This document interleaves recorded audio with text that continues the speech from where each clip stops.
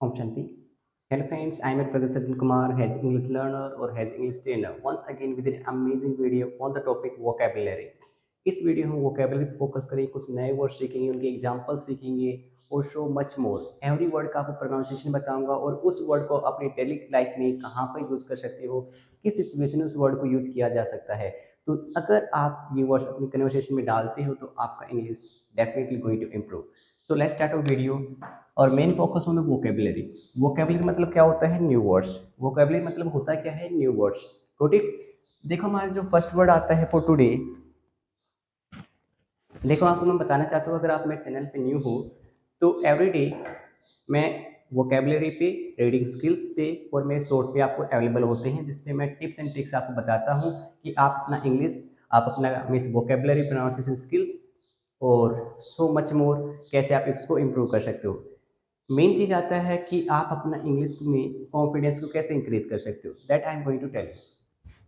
तो देखो हमारा जो फर्स्ट वर्ड आता है today is apathetic. So look on the board carefully. मैंने क्या कहा सर?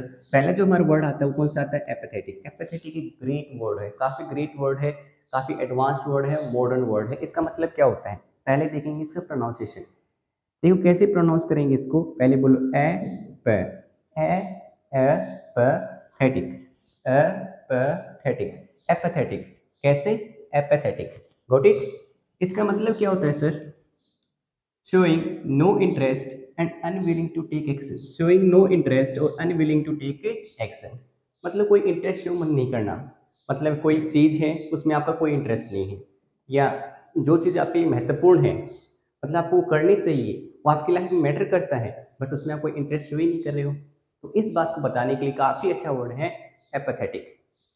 अब देखो यहाँ पर मैं इसके आपको सिनोनियम्स बताता हूँ। अब देखो सिनोनियम क्या होते हैं? सिनोनियम ऐसे वर्ड्स होते हैं, क्या कहा सर? सिनोनियम क्या होते हैं? सिनोनियम ऐसे वर्ड्स होते हैं जिनका मीनिंग बिल्कुल सेम होता है, सिनोनियम्स कहते हैं। तो एपैथेटिक के सिनोनियम्स क्या हो जाएंगे? Careless, lazy. केयरलेस कह लो, मतलब कि कोई काम नहीं कर रहा, जो उसको करना चाहिए वो कर ही नहीं रहा, मतलब वो क्या है, मतलब कि वो क्या है, वो केयरलेस है, और या वो लेजी है। तो ये टू वर्ड्स होते हैं जो एपैथेटिक को रिप्रेजेंट करते हैं। तो गॉट इट? सिनोनियम्स ऐसे वर्ड्स होते हैं जिनका मीनिंग बिल्कुल सेम होता है जो हम वर्ड लर्न कर रहे हैं। Got it? सो इसके सिनोनियम्स हो जाएंगे। देखो एग्जाम में कई बार क्या होता है कि हमें सिनोनियम पूछ लिया जाता है। क्या पूछ लिया जाता है सर? सिनोनियम्स। जैसे क्वेश्चन आता है tell the synonym of this word, tell the antonym of this word. तो सिनोनियम एंटोनियम हम साथ साथ कवर करते चलेंगे। सो इस वर्ड के जो सिनोनियम है वो आपको आने चाहिए। सिनोनियम क्या होते हैं? सिनोनियम ऐसे वर्ड्स होते हैं जिनका मीनिंग बिल्कुल सेम होता है जो हमारा एपैथेटिक है, और उसी जैसे वर्ड, चाहे उसको आप एपैथेटिक कह लो, चाहे उसको आप इन वर्ड से आप उसको रिप्रेजेंट किया जा सकता है। जैसे केयरलेस हो गया, लेजी हो गया। केयरलेस, लेजी क्या है? सिनोनियम्स है इसके, एपैथेटिक है। Got it? ठीक है। सो मैंने देखो इसका प्रोनाउंसिएशन बता दिया, मीनिंग बता दिया, मतलब कि लेजी, कोई काम नहीं कर रहा है, और केयरलेस है, लाइक दैट, वो एपैथेटिक कहलाएगा। जैसे आजकल क्या है, जो पॉलिटिशियंस हैं हमारे, जो राजनीति करते हैं, राजनेता होते हैं, मतलब वो पुअर लोग हैं, भले ही वो कुछ कुछ हद तक मतलब उनकी जो प्रॉब्लम्स वगैरह होती हैं उनको सुनते हैं, बट कई जो पॉलिटिशियंस होते हैं उनकी प्रॉब्लम जो होती है उनको सुनते ही नहीं है। सो उनकी जो कंडीशंस, लाइफ सिचुएशंस वो वैसे की वैसे रह जाती हैं, और उनके जो चिल्ड्रन हैं वो अनएजुकेटेड रह जाते हैं। So we can say that, क्या कह सकते हैं? देखिए एग्जाम्पल बोर्ड पे मैंने अच्छा लिखा है, पॉलिटिशियंस आर एपैथेटिक। पॉलिटिशियंस आर एपैथेटिक माने पॉलिटिशियंस क्या है? केयरलेस है। क्या है? केयरलेस है टुवर्ड्स किसकी तरफ? The water scarcity, scarcity problem. और आजकल तो इंडिया में देखो, जैसे हमारा राजस्थान हो गया, जैसे हमारे हरियाणा हो गया, जैसे हमारा कौन सा रीजन हो गया, पंजाब वाला रीजन भी सम आ जाता है, वहाँ पर पानी की थोड़ी कमी रहती है। सो जो वाटर सिक्योरिटी, गवर्नमेंट को क्या करना चाहिए? वहाँ पर नहरें वगैरह बनवानी चाहिए, या जो हमारे मतलब कि जो हमारी रिवर आती है या मतलब नदी आती है उसका थोड़ा रास्ता टिल्ट कर देना चाहिए, सो दैट जो राजस्थान के लोग हैं वो भी पानी ले सके। ठीक है? तो सिक्योरिटी मतलब क्या होता है? कमी। सिक्योरिटी क्या होता है सर? कमी। किसकी कमी? वाटर सिक्योरिटी, पानी की कमी। सो यहाँ पर मैं फूड भी लिख सकता था, फूड सिक्योरिटी माने फूड की कमी, अनाज की कमी। Got it? सो मैंने क्या कहा? Politicians are apathetic towards the water security problem. जो पॉलिटिशियंस हैं वो पानी की कमी की तरफ ध्यान नहीं दे रहे हैं, वो पानी की कमी की तरफ केयरलेस हैं, नहीं ध्यान दे रहे, लेजी हैं। ठीक है? तो देखो कितना अच्छा वर्ड है। और इसमें देखो सर सेकंड एग्जांपल मैंने लिखा है students are becoming apathetic towards their aim. Students are becoming apathetic towards their aim. पर देखो जो वर्ड हमारा एम आया, क्या आया? एम। एम मतलब क्या होता है? एम।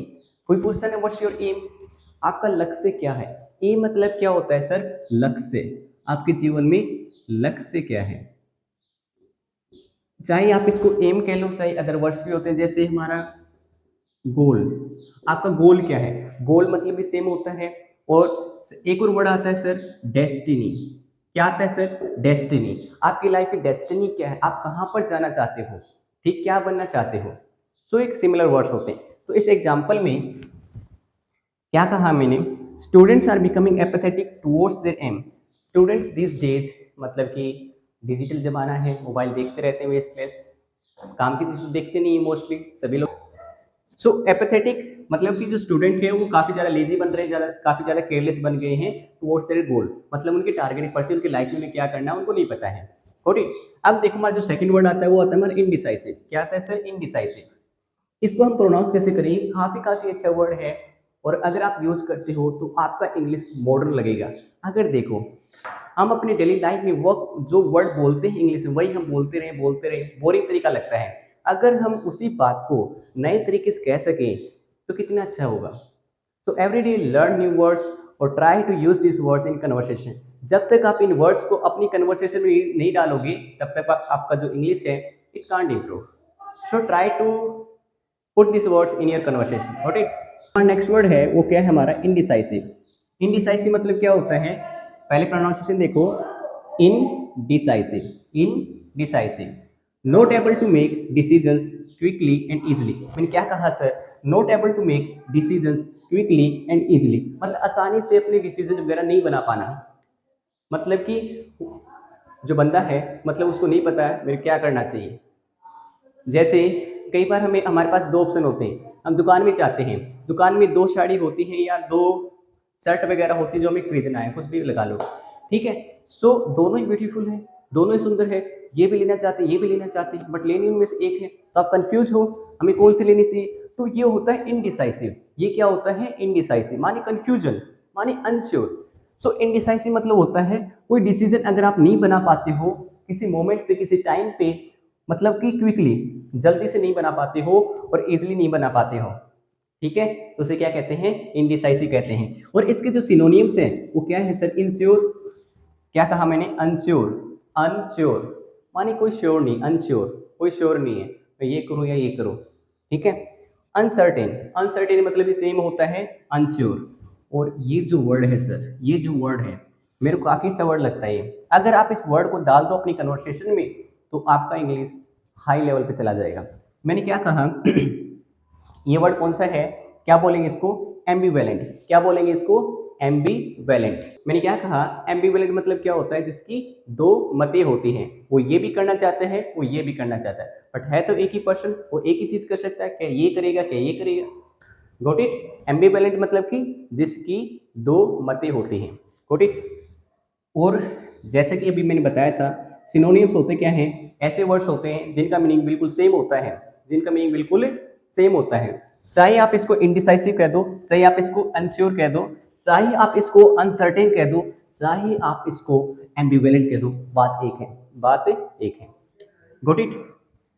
देखो हमारा नेक्स्ट जो एग्जांपल है, मैंने कहा after the 10th class students are indecisive in choosing their streams. After the 10th class students are indecisive in choosing their streams. मतलब जब बच्चा 10th क्लास 10th पास कर लेता है उस टाइम पे उसके पास ऑप्शन होता है उसको कौन सी स्ट्रीम में जाना चाहिए। क्या वो साइंस स्टूडेंट है? क्या वो साइंस में जाना चाहता है? क्या वो कॉमर्स में जाना चाहता है? क्या वो ह्यूमैनिटी में जाना चाहता है? तो उस टाइम वो कंफ्यूज रहता है। मतलब वो सोचता है कि मेरे को साइंस में लेना चाहिए, दूसरी तरफ वो सोचता है अरे यार साइंस थोड़ा डिफिकल्ट रहेगा तो मैं कॉमर्स ले लेता हूँ। तो इस प्रकार से, तो माने इनडिसाइसिव, माने एम्बिवेलेंट। क्या है? एम्बिवेलेंट।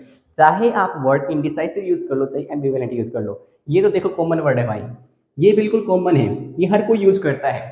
अगर आप अपनी कन्वर्सेशन में इन वर्ड को डाल लो तो सूट करेगा भाई, बिल्कुल अच्छा रहेगा, ठीक है। So this is it. अब देखो हमारा जो सेकंड एग्जांपल है वो क्या है?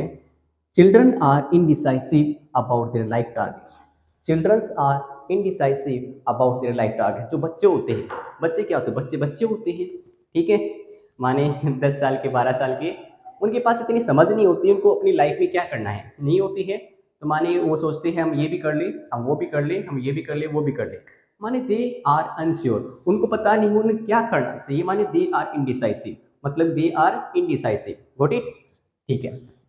अब देखो हमारा थर्ड वर्ड आता है इन वेन। इन वेन, ध्यान से देखना सर, काफी अच्छा वर्ड है। इन वेन कैसे बोलेंगे इसको? वे, पहले बोलो वे न, वेन। वेन मतलब होता है विदाउट सक्सेस। वेन मतलब क्या होता है? Without success. आप कोई काम कर रहे हो, काफी मेहनत कर रहे हो उसमें, और उसमें आपको सक्सेस मिले ही ना, ठीक है, कोई चीज आप कर रहे हो उसमें अगर आपको सक्सेस नहीं मिलती है तो वो क्या है? सारे efforts in vain, they are in vain. Got it? देखो अब इसका सिनोनियम क्या आएगा? जो हमारा इन वेन है, माने विदाउट सक्सेस, कोई सफलता ही मिल ही नहीं रही, बेफालतू काम करते जा रहे हैं, करते जा रहे हैं, करते जा रहे हैं, लास्ट में देखा कुछ मिला ही नहीं हमें, तो क्या है? सारे रिजल्ट्स, आपकी जो सारी जो मेहनत है वो इन वेन है, माने विदाउट सक्सेस है, कोई मिला ही नहीं, कुछ ही नहीं मिला। देखो यूजलेस, कोई काम की नहीं है, करते जाओ मेहनत, जैसे घोड़ा मेहनत करता है, कुछ नहीं मिलता है, मेहनत करने वाला घोड़ा, मतलब घोड़ा नहीं, गधा, ठीक है, गधा किस लिए जाना जाता है? मेहनत के लिए। Note it?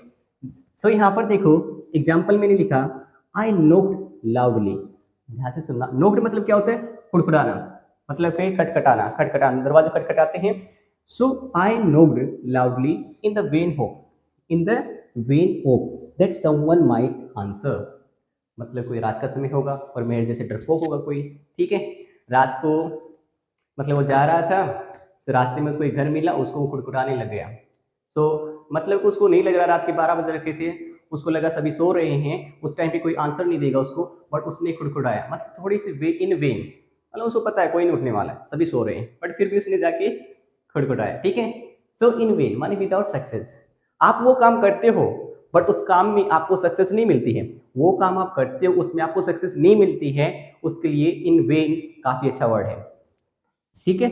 सो और ये जो वर्ड है मैंने यहाँ पर हाईलाइट किया है, ये काफी अच्छा ग्रुप ऑफ वर्ड्स है, ये काफी अच्छा वर्ड है, इसको आप इकट्ठा यूज करना, इसको आप इकट्ठा यूज करना। देखो, means I tried a lot in the vain hope, I tried a lot in the vain hope of winning the prize, मतलब मैंने काफी मेहनत की, मीन्स इन द वेन मतलब मेरे पता था मैं सक्सेसफुल नहीं रहूंगा, मेरे पता था मैं कामयाब नहीं रहूंगा, फिर भी मैंने मेहनत की।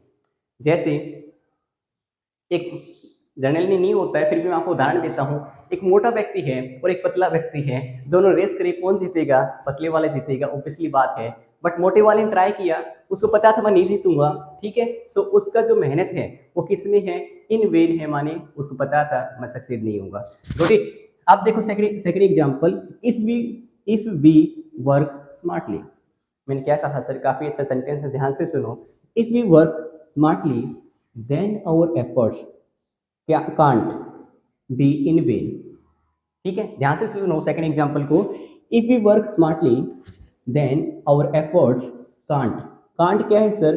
कैन नॉट की शॉर्ट फॉर्म होती है, कांट क्या होता है सर? कैन नॉट की शॉर्ट फॉर्म होती है बी इन वेन।